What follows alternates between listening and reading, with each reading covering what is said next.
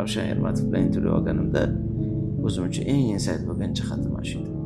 Dunyo e'tirof qilgan murabbiylar safidan joy oldingiz. Rekordlarni urgan murabbiylar safidan joy oldingiz. Omillar ko'p, hattoki yuzlab murabbiylar bu darajaga yetmadi. Sizni nazdingizda bu omillarni qaysi jihati muhim deganimda, suhbatlarimiz natijasidagi xulosa shu bo'ldiki, mas'uliyatli va to'g'ri qabul qilgan qarorlar. 90 minut o'yin jarayonida har bir minutda qabul qiladigan qarorimga mas'uliyat bilan yondashaman.